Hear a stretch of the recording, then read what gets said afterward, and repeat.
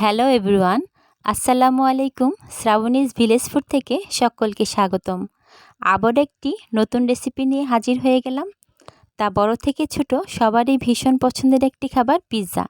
কিভাবে বাড়িতে চুলায় খুব সহজে এই পিৎজা তৈরি করা যায় সেটাই দেখানোর চেষ্টা করব। আশা করি সবারই অনেক ভালো লাগবে। তাহলে চলুন শুরু করা যাক। তার জন্য প্রথমে একটি বাটিতে 2 টেবিল চামচ ইস্ট দিয়ে তাতে কুসুম গরম পানি দিয়ে 10 মিনিটের জন্য রেস্টে রেখে দেব। তারপর একটি মিক্সিং বুলে 2 কাপ ময়দা দিয়ে দেব। তারপর স্বাদমতো লবণ ও 3 টেবিল চামচ চিনি দিয়ে দেব।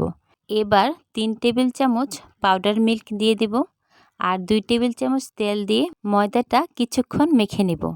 তারপর একটি ডিম দিয়ে দেব, তবে যারা ডিম দিতে চান না, না দিলেও চলবে। তারপর গুলিয়ে রাখা ইস্টটা দিয়ে দেব। ভালোভাবে মেখে পিৎজার ডো তৈরি করে নেব। 1 ঘন্টার জন্য ঢেকে রেস্টে রেখে দেব। যে কোনো গরম জায়গায় চুলার সাইডেও রাখা যায়। তারপর কিন্তু এটা ফুলে ডাবল হয়ে যাবে। তারপর পিৎজার জন্য পিৎজার সস বানিয়ে নেব। তার জন্য একটি কড়াইতে 2 টেবিল চামচ সয়াবিন তেল দিয়ে রসুন ও পেঁয়াজ কিমা করে দিয়ে দেব। পেঁয়াজ ও রসুন কুচি যখন ভাজতে ভাজতে একটু ব্রাউন কালার হয়ে যাবে, তখন এখানে তৈরি করে রাখা টমেটো পিউরি থেকে 4 থেকে 5 টেবিল চামচ দিয়ে দেব। তারপর কিছু মশলা দিয়ে দেব। হাফ চা চামচ লবণ, হাফ চা চামচ গোলমরিচের গুঁড়া ও হাফ চা চামচ অরিগ্যানো দিয়ে দেব। আর এই সসের কালারটা আরও সুন্দর আসার জন্য পাপরিকা পাউডার দিয়ে দেব। সসটা যখন ঘন হয়ে আসবে তখন 1 চা চামচ চিনি দিয়ে নামিয়ে নেব। এই তো আমাদের পিৎজা সস একদম রেডি। এবার পিৎজার জন্য চিকেনটা রান্না করে নেব।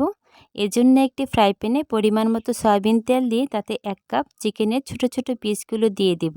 1 চা চামচ করে আদা ও রসুনের বাটা দিয়ে দেব। স্বাদমতো লবণ দিয়ে দেব।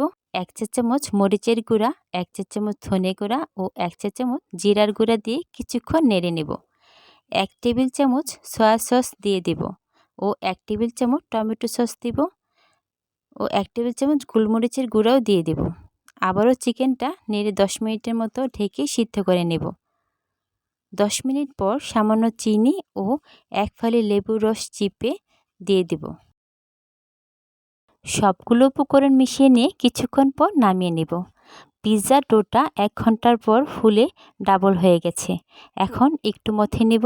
তারপর 2টা ভাগ করে 2টা পিৎজা বানিয়ে নেব। একটা ভালো করে রুটি বানিয়ে একটি পিৎজা ট্রেতে তেল ব্রাশ করে রুটিটা বিছিয়ে নেব। সাইডগুলো একটু চেপে দেব ও একটি কাঁটা চামচের সাহায্যে রুটিটা ছিদ্র করে নেব। এতে করে এটা বেক করার সময় ফুলে উঠবে না। তারপর রুটির উপর পিৎজা সসটা ছড়িয়ে দেব। তারপর রান্না করা চিকেনগুলো দিয়ে দেব। আর টপিংটা আপনাদের ইচ্ছে মতো সাজিয়ে নিতে পারেন, যে যেটা পছন্দ করেন। তবে আমি এখানে রিং করে কেটে রাখা ক্যাপসিকাম, কিউব করে কেটে রাখা পেঁয়াজ দিয়ে দিব। আর এখানে টমেটো দিব না, কারণ পিৎজা সস বেশি করে দিয়ে দিয়েছি। তারপর উপর থেকে একটি গ্রেটারের সাহায্যে মোজারেলা চিজ গ্রেট করে দেব। এরপর একটি চুলায় কড়াইতে স্ট্যান্ড বসিয়ে 5 মিনিট প্রিহিট করে নেব। তারপর পিৎজাটা তৈরি হওয়ার জন্য 20 থেকে 25 মিনিটের জন্য বেক করে নেব। কড়াইতে বাতাস যাতে না ঢোকে এমন একটি পাত্র দিয়ে ঢেকে দেব।